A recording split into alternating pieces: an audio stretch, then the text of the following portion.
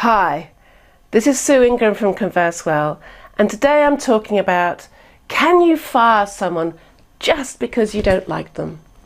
And the answer is yes, you can. If you're the boss, you can fire anyone at any time for any reason.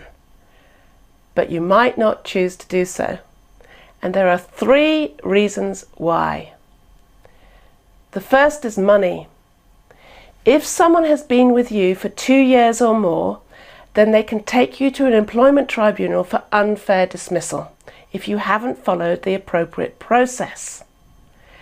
And if they have been with you for less than 2 years, they can take you to an employment tribunal if they believe and can prove that their dismissal was on the grounds of discrimination under the protected rights. Those are age, race, religion, gender, marriage, disability, sexual reorientation operations, and those kinds of things. And if they take you to an employment tribunal and win, the amount of money in addition to legal costs will be approximately very much about 9 months' salary. So you can see that very quickly it's adding up to tens of thousands of pounds. Now, there are some rare occasions when it is absolutely right to pay someone out of their employment contract. But if you're using it too often as your kind of like free get out of jail card, then I'm sorry, it's costing you a lot of money that you don't actually need to be spending, and you need to rethink it. The second reason is your reputation as an employer.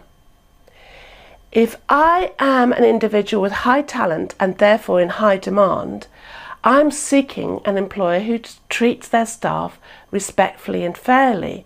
And if for some reason you are seen to be dismissing someone on what appears to be a whim, a personal dislike, if I'm already working for you, I'm going to be looking at that and going, do you know what, I'm out of here, and I'm out of here really quickly. And also, if I'm a potential employee of yours, then there are sites where ex-employees or current employees post a review of you. Glassdoor being the main one, but there's lots of other sites as well springing up. And savvy employees will be checking you out before they even apply to join you. And if you have a bad reputation on that site, then quite frankly they won't. Your reputation as an employer is really important and could be one of the reasons why you're really struggling to attract talent to you. The third reason is really quite funny. You might not like them because you need them. And let me explain. There are different personality types and opposites in our personality types. So say, for example, you're a very cautious, rather precise person who likes to do things absolutely right. Now, that personality type has real strengths, but your opposite personality type will balance you out in as much as they will bring in creativity, and actually they'll also be able to persuade people more easily to their point of view. But to you, the cautious, precise person, they will appear to be headless, mad, disorganized, and just plain crazy. And you might not like them, but you could need them because they balance you out.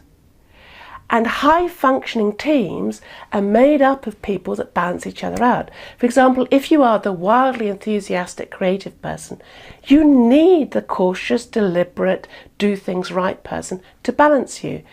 If you're a person that's got a high drive to targets and just goes for stuff, you need someone who thinks about people and feelings to balance you out. But your opposites can irritate you and you may not like them. So there's lots of reasons there why you need to think very carefully about, why don't I like this person?